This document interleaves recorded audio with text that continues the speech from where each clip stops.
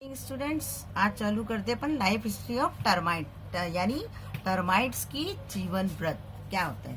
इसमें सबसे पहला पॉइंट आता है स्वार्मिंग एंड मैटिंग। ठीक है, एक सेकंड। इसमें सबसे पहला पॉइंट आता है, आज अपन पढ़ते हैं लाइफ हिस्ट्री ऑफ टर्माइट यानी टर्माइट्स का जीवन व्रत, दीमक का जीवन व्रत। इसमें सबसे पहले पढ़ते हैं स्वार्मिंग एंड मैटिंग यानी ब्रंदन और मैथुन। यानी सबसे पहले जो दीमक होती है वो दीमक क्या करती है, बारिश का समय जब होता है, वर्षा ऋतु, आपने देखा होगा कि बहुत सारे जब वर्षा ऋतु होती है तो बहुत सारे ऐसे कीड़े जैसे आते हैं ना, दीमक जैसी पंख, और उनके खूब सारे लाइट के नीचे पंख गिरे हुए मिलते हैं, है ना। तो वो दीमक ही होती है वास्तव में। कौन सी दीमक होती है? मेल। वो कौन सी फीमेल, वो टर्माइट्स होती है, दीमक होती है मेल और फीमेल ही होती है। ठीक है, तो जब अधिकांशतः ये क्या करती है, जब बारिश का टाइम होता है यानी रेनी सीजन में, ये मेल और फीमेल रानी जो होती हैं वो अपने बिलों से बाहर निकलते हैं यानी अपने बरों से बाहर निकलते हैं। इनमें क्या नाम है, और बिलों से बाहर निकल के ये उड़ान भरते हैं, है ना। उसको अपन क्या कहते हैं, स्वार्मिंग, और स्वार्मिंग कहते हैं उसको। और बिलों से बाहर निकलने के बाद ये क्या करते हैं, लगभग 200 मीटर दूरी की उड़ान भरते हैं। कितने मीटर की दूरी की उड़ान भरेंगे? 200 मीटर। इतना 200 मीटर उड़ान, लंबी उड़ान भरेंगे, है ना, फ्लाइट करते हैं इतना। और फिर इसके बाद क्या करते हैं, ये अपने विंग्स को गिरा देते हैं, विंग्स को यानी पंखों को गिरा देते हैं, विंग्स को गिरा देते हैं। लेकिन इसमें जो मैटिंग होती है वो मैटिंग हवा में नहीं होती, वो नीचे उतरते हैं। ये जो मेल और फीमेल होते हैं, है ना, इसमें कौन से 200 मीटर उड़ान के बाद जो मेल है और वो फीमेल होती है, उनमें मैटिंग कहाँ होती है? जमीन पर, है ना, जमीन पर होती है मैटिंग यानी पॉपुलेशन। मीटिंग कहाँ होगी? जमीन पर होती है। और ये कौन से, ये मेल कौन है? किंग। आ गया ना समझ में। और फीमेल कौन है? क्वीन। और अपने को मैंने आपको बताया था इन दोनों का पेयर क्या कहलाता है? क्वीन और किंग का पेयर क्या कहलाता है? Royal pair. कौन सा पेयर? रॉयल युग्म या पेयर कहलाता है, रॉयल पेयर। भाई रॉयल है, राजा रानी तो रॉयल ही होते हैं, रॉयल रंग से रहते हैं, रॉयल लाइफ व्यतीत करते हैं, इसलिए रॉयल।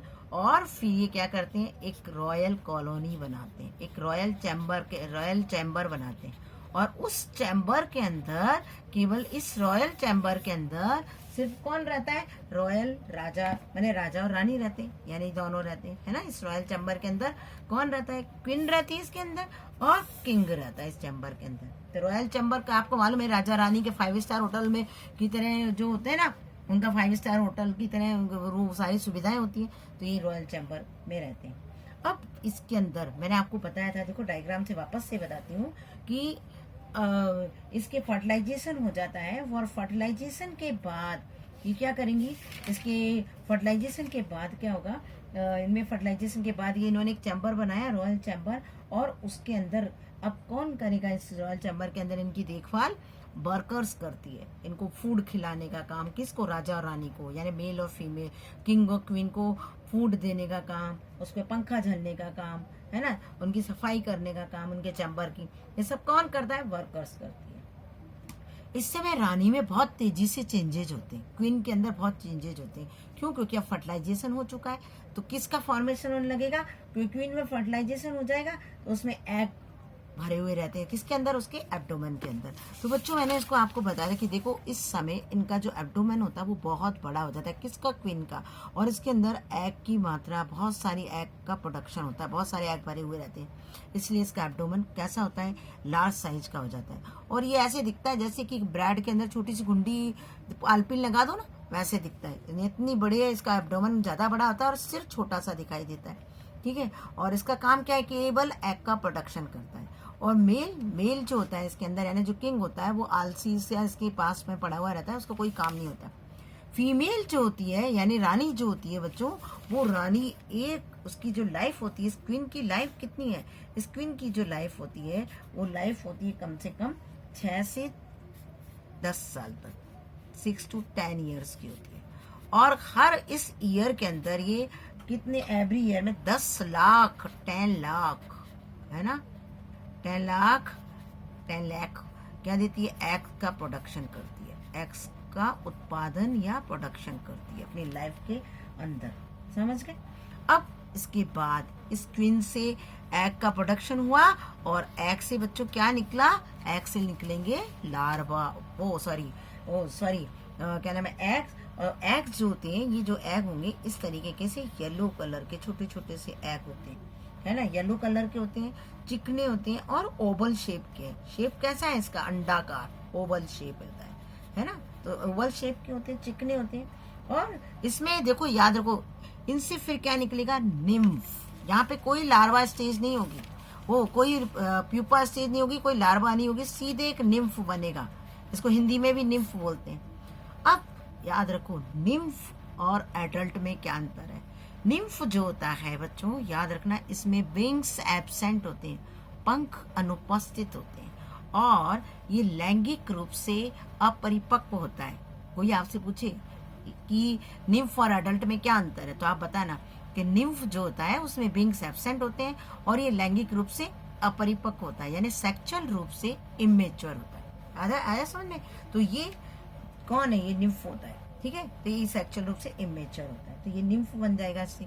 और निम्फ फिर किस में बदल जाता है? निम्फ बदल जाएगा फिर कुछ दिनों के बाद एडल्ट में। तो ये बन गई आपकी टर्माइट। तो टर्माइट का क्या हुआ कि सबसे पहले फ्लाइट के रूप में स्वार्मिंग और मैटिंग करेंगे, है ना। तो स्वार्मिंग और मैटिंग कब करते हैं? रेनी सीजन में, यानी वर्षा ऋतु में दोनों एक साथ उड़ते हैं, कई झुंड के रूप में निकलते हैं, और फिर कुछ समय के बाद ये अपने विंग्स को गिरा देते हैं। फिर जमीन पर जब आते हैं तो जमीन पर आने के बाद इनमें क्या होता है? मैटिंग चालू हो जाती है। इसके बाद ये क्या बनाते हैं? ये दोनों जो पेयर होते हैं इनको अपन क्या कहते हैं बच्चे? इन पेयर को अपन कहते हैं रॉयल पेयर। और इससे फिर बनती फाउंडेशन न्यू कॉलोनी, नई कॉलोनी की स्थापना, यानी नई कॉलोनी बनाते हैं। उस कॉलोनी के अंदर नया रॉयल चैम्बर होता है, उस रॉयल चैम्बर में मेल और फीमेल होती है। फिर अब इसमें आएगा रूपांतरण, यानी मॉडिफिकेशन चालू हो जाएगा। तो फीमेल का आकार बड़ा हो जाएगा। किसका आकार बड़ा होगा फीमेल में? एब्डोमन का, उसका उदर का साइज बड़ा हो जाता है। मैंने आपको बताया था कि देखो उनका उदर का साइज कैसा हो जाएगा? बड़ा हो जाएगा, और उसके अंदर एग का प्रोडक्शन बहुत ज़्यादा होने लगता है। इनकी जो लाइफ होती है वो केवल 6 से 10 ईयर होती है, लेकिन उसके अंदर ये 10 लाख अंडे हर ईयर देते, पर ईयर देते हैं उसका प्रोडक्शन। और एग्स कैसे होते हैं? एग्स से कैसा? येलो कलर का होता है ना, और चिकने होते हैं, ओवल शेप में होते हैं। अब इसमें डेवलपमेंट हुआ तो क्या निकला? एग से किसका फॉर्मेशन हुआ बच्चों? निम्फ का। एग से हमेशा क्या बनेगा? निम्फ बनेगा। और निम्फ और एडल्ट में क्या अंतर होता है कि निम्फ जो होता है वो मेल के एडल्ट के समान होता है, लेकिन इसमें विंग्स एब्सेंट होते हैं और ये लैंगिक रूप से अपरिपक्व होता है, अर्थात सेक्सुअल रूप से इमेच्योर होता है। अब आर्थिक महत्व आप जानते ही हो कि इसका इकोनॉमिक इम्पोर्टेंस क्या है, कि बहुत नुकसानदायक होती है। दीमक टर्माइट जो होती है वो बहुत ज़्यादा नुकसानदायक होती है। आपके गत्ते, लकड़ी, है ना, इनको जितनी भी पेड़ पौधों से बनी हुई चीज़ें होती है उनको खा जाती है, नष्ट करती है, यानी पेस्ट है एक तरह से। पेस्ट है ना, नाशक जीव है, नाशक जीव होती है। लेकिन ये एग्रीकल्चर में भी बहुत फायदा करती है। कृषि के अंदर एग्रीकल्चर में इसका क्यों फायदा है? क्योंकि ये क्या करती है? मिट्टी को हॉलो कर देती है, खोखला बना देती है, तो वो फर्टाइल हो जाती है मिट्टी उससे। फूड, ये कुछ कई एनिमल जैसे पक्षियों का फूड बन जाता है, पक्षियों का, है ना।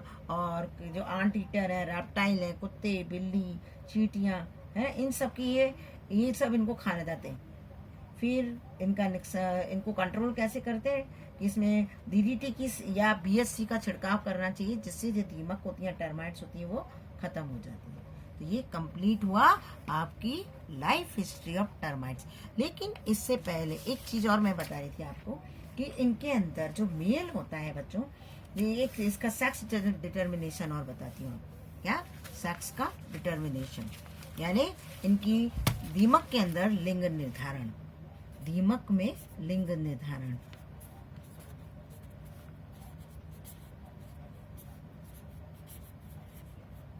ठीक है, या सेक्स डिटर्मिनेशन इन टर्माइट्स।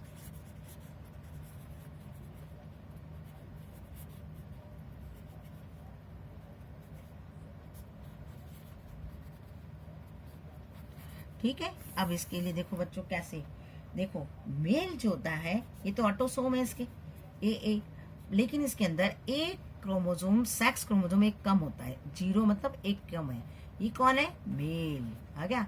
और जो फीमेल होती है, फीमेल के अंदर ऑटोसोम तो है ही, प्लस फीमेल में दोनों एक्स क्रोमोसोम्स प्रेजेंट होते हैं। ठीक है। अब क्या होगा कि इनके अंदर वो पेन कम है, ठीक है। अब ये देखो, ये जो मेल है, तो मेल से एक क्रोमोसोम तो बना A+X, है ना, A+X हो गया, यानी AX हो गया ना, एक X। और दूसरा क्या बना, A और 0, यानी एक में क्रोमोसोम्स नहीं है, एब्सेंट होता है ना। और सॉरी, ये दोनों पहले इसकी तो वो बने, ये दोनों तो इसके वो बने। अब इनका जब फर्टिलाइजेशन होगा आपस में, तो क्या बना, एक XX कर लो, X0 कर दो, और यहाँ XX कर दो, ये देखो एक X, और ये क्या हो गई, ये फीमेल हो गई ना, ये फीमेल हो गई। तो फीमेल इसमें कैसी होती है, फीमेल होगी वो XX वाली है, यानी A+A+XX, ये तो फीमेल है, ठीक है। और जो मेल होगा वो कैसा होगा, वो A+X0, यानी मेल के अंदर एक X क्रोमोसोम्स क्या होता है, कम होता है, समझ, वो सॉरी, एक सेक्स क्रोमोसोम, X नहीं, एक सेक्स क्रोमोसोम्स कम होता है, ठीक है। यानी ये कैसे डेवलप होते हैं, ये जिसको बोलते हैं ना पार्थेनोजेनेसिस, अनफर्टिलाइज्ड एग से डेवलप होते हैं, क्लियर। तो मेल के अंदर क्या है, सोमेटिक क्रोमोसोम्स में केवल सोमेटिक क्रोमोसोम्स या ऑटोसोम्स के साथ केवल एक ही सेक्स क्रोमोसोम्स होता है, एक सेक्स क्रोमोसोम एब्सेंट होता है। फीमेल के अंदर दोनों सेक्स क्रोमोसोम्स प्रेजेंट होते हैं, इसलिए मेल में केवल एक एक्स क्रोमोसोम्स है ना, जबकि फीमेल में 2 एक्स क्रोमोसोम्स होते हैं। तो ये इसका स्ट्रक्चर होता है, ठीक है, ये sex determination, clear, okay, thank you.